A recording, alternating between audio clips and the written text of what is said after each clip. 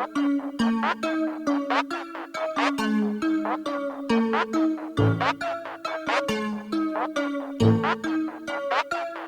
and welcome to this week's Whole Week Costa. For Kev, I'm Jay.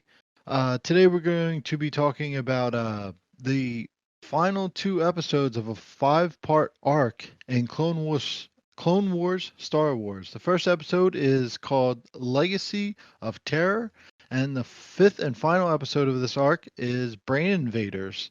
Kev, you want to start us off with Legacy of Terror?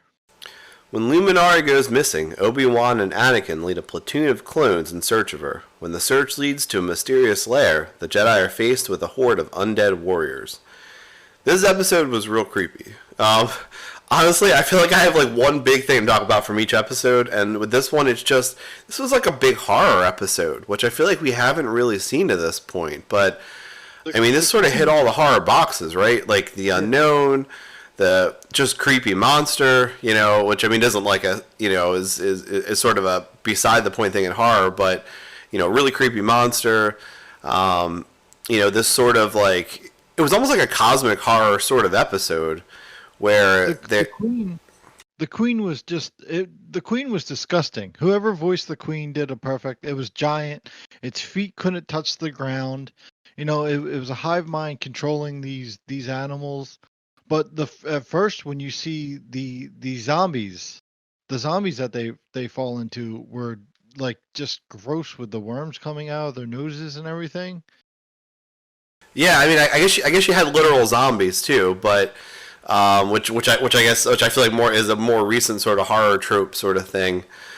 But yeah, one of my notes I took down was having the queen, because I mean they could have had the queen talking Geonosian and either we didn't understand her, but Obi-Wan did, or there was some sort of translator. But to have her talk in her creepy voice and inflection and speech pattern was really creepy. Like, I don't know. I don't have a good synonym for it.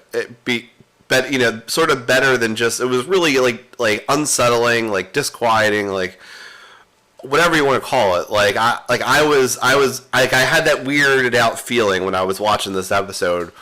Honestly, I watched it again this morning, and both times I still felt the same way listening to her talk. It was so well done. Yeah, but if you start in the beginning of the episode, which kind of makes it really does make it a horror episode, is that, we start off and Luminar is like, yeah, I'll go find the guy. I can't think of his name. Poggle the Lesser? Oh, Poggle the Lesser. Like, she's like, oh, I'll go find him. Like, oh, it's a sandstorm. And it sets up just like every horror movie. Like, she goes into the unknown, and then she goes to an old temple. And then, you have these ancient relics, like basically like Geonosian gargoyles. And even the clone trooper's like, what are those? And she's like, I don't know. I've never seen them before. And you're like, oh, no. And then, Anakin, who's just, his whiny bratty self is like, we have to go after her. And Obi-Wan is like, no, there's a big old sandstorm. So it's like you get that moment of, big moment of like, she's in trouble, but we can't go after her because reason. Yeah, and and then Luminara has the whole like, oh, should we get in the running car or should we hide behind the chainsaws? Oh, let's hide behind the chainsaws. Like, yeah. She just went into it. I did like the one. I guess besides just the horror part of the episode, the only other thing, because you mentioned about Anakin, that really stuck out in this episode was the power dynamic, where there was so much respect for Luminara that they constantly were like, well, I don't think you should do that, and she's like, well, I'm going to do it, and they're like, okay, do whatever you want. It happened probably 3 or 4 times during the episode. Versus Anakin, they much more easily shut down. And I mean, I guess I mean he is just a Jedi Knight. He's not a Jedi Master, but you can see but I feel like there's other times where we've seen him do whatever he wants, or we've seen people defer to him a little bit. And this was like too serious of a situation. They were like, no, just chill out. Like, no. Well, he's a warrior. He's not a good general. Obi-Wan's a good general. Like, you see later in the episode where Anakin's like, all right, well, let's just kill everything, get her, and get out. And Obi-Wan's like, no, let's take our time, have patience, and study. We have to study our enemy. And that's like what a good general does. Like, he even says it like, or someone says it, maybe this episode or the next episode. It's like, oh, we have to study. I think it's uh, next episode. It's like, oh, we have to study our enemy, so Geonosis doesn't get taken back for a third time. True. Yeah, he says because when Anakin said about like, oh, how'd you know they wouldn't just attack us? And he says because I make observations while you think with your lightsaber. So a little dick joke by Obi-Wan, which Yeah. which I think is ironic telling Anakin that he thinks with his lightsaber, because I feel like we've had multiple women already in just part of the way through season 2 where there was some implication that there was some past relationship with Obi-Wan. So I'm pretty sure Obi-Wan thinks with his lightsaber a lot of the time. Yeah. I was thinking about I was thinking about this too. I feel like this is why it's so easy for him not to have attachments, because I feel like Obi-Wan's a hoe. I'm not 100% sure of that. I'm gonna look for more evidence as we watch. But I do like the comedy Obi-Wan like puts into the episode where he's like watching them like about to turn Alara, and he goes, let's, like, he bets on it, like, do you think it's going to be the ear or the nose? And he's like, Anakin's like, I don't know. And he's like, well, let's find out. And Alara's like, no, I don't want to find out. He's like, let's find out. And he enacts his plan. Like, he's so calm and everything, where like you can see the difference between a Jedi and a Jedi that's still learning, because part of being a Jedi is like calm and patience and like thinking through an issue. Yeah, I thought that part was a little weird and creepy because like why did he have to wait until the last second for the worm? Like he didn't actually wait to see where the worm went. He let the worm get just on her face, and then he sprung into action. Like I don't know. I just didn't know. I don't know. It just felt weird. Like it felt like he was more messing with Luminara than really trying to find anything scientific. Yeah, Like it was a little creepy. yeah. But he definitely wanted to grab the worm, and Anakin's like, "No, let's crush it." Like, this is stop, Anakin. Just stop being so impulsive. And it really brings me back. It brought me back to when they're captured with Dooku, and Dooku's like, "No, you have to be patient and think through your problems." Once again, you see that you have to be patient and think through your problems, and Anakin just keeps getting in trouble. Yeah, I feel like it would have been hard to climb out holding that worm though. Like there would have been a lot of opportunity for that worm to get up somebody's nose. I think maybe they have like a Jedi Pokeball. Well, that's what I was thinking. Like if you have like a Ziploc bag with him or something, maybe. But I didn't get. I don't know. I didn't think he did. But Yeah. So yeah, that show, they get away, and then I believe they destroy the queen. I'm not sure. I don't know. It's unclear. I mean, she definitely gets buried, but you don't see anything directly fall on her.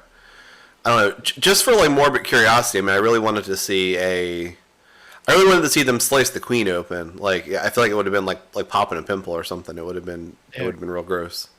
Also, did you realize that when they were escaping, they're like knocking down the tunnels and everything? There was like 10 clone troopers in the beginning, and only 2 got out. Like Obi-Wan just crushed the tunnels on the clone troopers as well. I was paying attention to that too. I couldn't remember. So I think they all got out. No, there were 4. There were 4 when they got out, but I couldn't remember if there were only 4 when they got to the queen. Obviously, they lost some along the way because they started with more than 4. Side, like when they're like, when they're trying to blind, there's like 4 or 5 on each side blinding the queen, and then there's only a couple when they get out. I don't remember. I didn't think it was that many because I thought they already lost a few. Yeah. Well, it's But enough to go. It's enough to go. Wow. They're yeah, like troopers. yeah. But I mean, I feel like that's. I mean, I guess it's a good trade for destroying the queen, or you would trade 4 to 6 clones for a Jedi, certainly. Oh yeah, you could trade 100 clones for a Jedi, but it once again goes back to how much a clone's life is worth. So Yeah, I feel like one of the issues is that we don't see a lot of situations where the clones are effective. Like it almost feels like the clones are equivalent to the base battle droids on the from the Separatists, and we only see situations that require a Jedi in the show. So it almost always feels like the clones are like useless. Like what do they even do? They like okay, they're the cannon fodder. They got rid of some of the other side's cannon fodder, but like whenever there's a real enemy, they're totally ineffective. Like I kind of would like to see an episode where the clones are actually effective, like doing something that they can do. Well, in the movie, they have the first battle of Geonosis, where the clones like come in and save all the Jedi. Well, the like 20 Jedi that are left out of like 250. That's what I mean. It's like just numbers. It's just like a bunch of cannon fodder clones against a bunch of cannon fodder, battle droids. I Yeah, don't know. well, I mean, yeah, we're just watching the main characters, just like anything else. But if it's a galactic wide war, they're actually probably doing something. That's what I mean. The clones are doing a lot, but we never get to see a situation where the clones are in a situation where they would be effective. Well, maybe we will soon. I hope so. Yeah, I feel like usually when I think that stuff, then we see it in a nearby episode. Yeah, okay. Um, And then towards Brain towards invaders. the end of the episode, you Yeah. see Luminara and like four Jedi Masters and the two Padawans, and they have to take medical equipment to a base, and they send the two Padawans to take the medical equipment, and then they put four Jedi Masters, or a Jedi Knight and three Jedi Masters on one ship to go the opposite way. Well, I guess Poggle the Lesser was the big prize. So I guess they figured they needed as much as they could to capture him because we see how devious and how wide the network is for the Separatists. That when they tried to capture previous dignitaries, that there's probably going to be some resistance getting him back for trial. But you think you would put like maybe Luminara on uh the other ship? Just one Jedi Knight, just one. Yeah, I guess that is kind of a weird decision because if it's something that requires a Jedi at all, then you think you would send a Jedi versus should any of them go on that ship? Should that have just been clones? Like it's just a medical supply issue. Why did you need a Jedi at all? Right. They're just splitting their power, and they did it bad, which we see in the next episode of how this went bad, in which is the final episode in this story arc of Brain Invaders. You want to tell us a little bit about Brain Invaders? When Geonosian brainworms take control of their supply ship, Ahsoka and Barriss must battle to stop the vessel from unleashing the deadly plague upon the galaxy. Yeah. So this was like, it was still a good episode, but also like kind of a weird episode because you start off with the two Padawans controlling a medical supply ship, which you don't think would be that big of a deal because a medical supply ship, it doesn't have fighters or all that go out to fight. So like this is just a supply ship trying to get to a station. Yeah, this was cool because you had a little bit of the horror aspect from the last episode still lingered with this, but then you had those like more sort of I think the quieter moments between Ahsoka and Barriss were sort of the interesting parts. When they're trying to figure out like what does this all mean? And Barriss is like, well, I mean, I'm just a learner too. And then she asks Ahsoka like what her master teaches her, and Ahsoka was like, about that. It's Anakin. I don't know. I feel like I would have liked like I appreciate her response, and maybe she would have gone into it, but obviously they were interrupted. But I feel like I would have liked to hear what her interpretation of Anakin's teaching this thus far has been. I think it would have been a really interesting conversation to actually get to hear. Yeah. Well, I take it as Anakin's like I said, just an immature warrior. Like he's a really good warrior, but he's no general. Like he's not teaching her the Jedi way. He's teaching her the Anakin way. Yeah, that's true. Yeah, I don't know.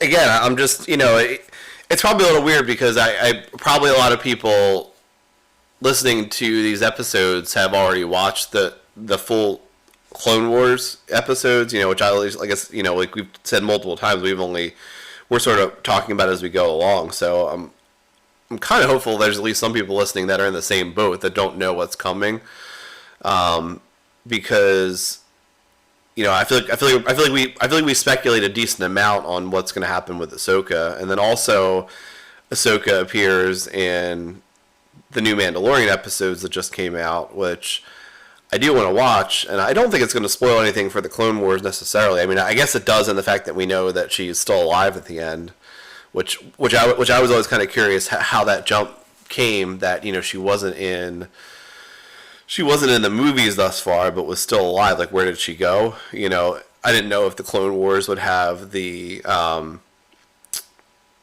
crap. What's the movie? What's the movie that happens right before the original trilogy? The side story movie. Why can't I think of it? Oh, Rogue One. Rogue One, yeah. Yeah. I didn't know if it was gonna have the Rogue One problem where it's like, oh, well, we know all these characters died because they're not in the original trilogy. But so Well, Rebels kind of gives her Star Wars Rebels. mhm. You watch her grow up through Clone Wars, and then Star Wars Rebels kind of tells her story where she goes, and then the Mandalorian, very well done. It doesn't really spoil anything, I don't think, other than the fact she's still alive. Yeah, that's kind of what I assumed. So I was still gonna watch the episodes. I haven't watched it yet, um, but yeah, but anyway. So I think my point was, I feel like we speculate a lot on what's gonna happen with her just in relation to Anakin because yeah, because of exactly what they're talking about in this episode. She's not getting a very traditional Jedi training experience, and I kind of wonder what the precedent is for this. Like, if you have a lot of situations where you have a Jedi Knight training a Padawan instead of a Jedi Master training a Padawan, I wonder how often that happens, because I don't think we've really seen it from anyone else, right? I think everyone else we've seen with Padawans was a Jedi Master. Well, once you become a knight, you can train a Padawan. Yeah, yeah. But yeah, I just wonder. I don't know. Maybe it's like a who is it? Vygotsky, is that his name? Like a zone of proximal development thing. Like he would be closer to her knowledge level than a Jedi Master would be, so he might be better at explaining Jedi things than if she trained with a Master. Yeah. It, I don't know. It's all very confusing. We all know Ahsoka is the star of the show at this point. Yeah, but anyway, so let's get to the real moment of this episode, which gave me chills both times I watched it, which was our first Darth Vader moment. And they do it so well. Just the whole lead up, where Anakin talks to Ahsoka, to the shot, seeing him walk up to the containment cell, telling the guards to leave, and then he gives Poggle one chance with the Jedi mind trick, and the Poggle's like, well, Jedi mind tricks don't work on me, and then he force chokes him, and it's awesome. Yeah. um, When you text me, you go, because you watched it earlier last week, and and I watched it yesterday. Is when you told me, like, oh, you see your first Darth Vader moment. I'm watching all these things. I go, I don't know what he's talking about. And then when he gets back to the bridge, like, oh, how'd you get Poggle to talk? He's like, don't worry about it. I'm like, oh yeah, that's what that text was about. yeah, I don't know. Just in the Imperial March plays quietly when he's force choking him. Like, I don't know. It just shows. I mean, it's such a great build up to episode 3 in the movies, because I mean, it's essentially the same sort of thing that happens. Like, I mean, Anakin has, at this point, I think, this really deep platonic love for Ahsoka. Again, we think about it before. I don't know if it's like it would be like a brother sister sort of relationship. I feel like they're closer in age than that, than like Obi-Wan and Anakin's relationship. But he just has all this love for her, and when she's in danger, he has this attachment, and he flips out, and it's a really great precursor to what happens with Padme in the movies. I mean, and you see the difference too, because there it's like romantic love, so there's even different layers to it. So he goes even further and even more out of control. But here, I mean, someone he really cares about is in trouble, and he is going to do whatever it takes, which is what Ahsoka says earlier in the episode. That he'll do whatever it takes to get the job done. Yeah, and then and then Barriss, the other part of this episode is Barriss becomes infected with the mind control worm as well, and like Ahsoka has to fight her and like hide because like she doesn't want to hurt her, and you kind of see this what they talk about earlier, like about attachments, like even though she's just met Barriss, like she's already had an attachment, and the other like Jedi Masters are like, oh yeah, you can't have an attachment. Like we understand you don't want to hurt her, but there's gonna come a time where you're gonna have to hurt people that you're attached to. I think it really shows the flaw with Anakin. Like it's like this episode actually highlights it from that angle too, because Ahsoka says that that Anakin teaches that you do whatever needs to be done, but then she isn't really able to do it. Whereas Anakin is able, basically tortures Pyle the Lesser, which I guess obviously would be frowned upon, versus Ahsoka here isn't able to take that drastic step and kill Barriss, and she finds another way to save her. So you see some of the flaws creeping in from Anakin, where she has the attachment issue like he does, and he sort of makes her feel better about that at the end. He's like, well, I mean, you're gonna have like attachments are hard to deal with, but like I don't know, he kind of doesn't 100% discourage it, but then at the same time, she's not as ruthless as he is, where where she's not able to take that final step, or is it the opposite, that they are very much the same? Anakin's willing to do whatever he needs to do. Whatever he needs to do to take care of somebody he cares about. And I guess it was the same thing here with Ahsoka, where Ahsoka potentially condemns the whole world to these mind worms by not killing Barriss. I don't know. Like I guess you could look at it from either angle. Well, that the guy, I can't think of the master that helps her out with the issue with all the things on his head. Kit Fisto?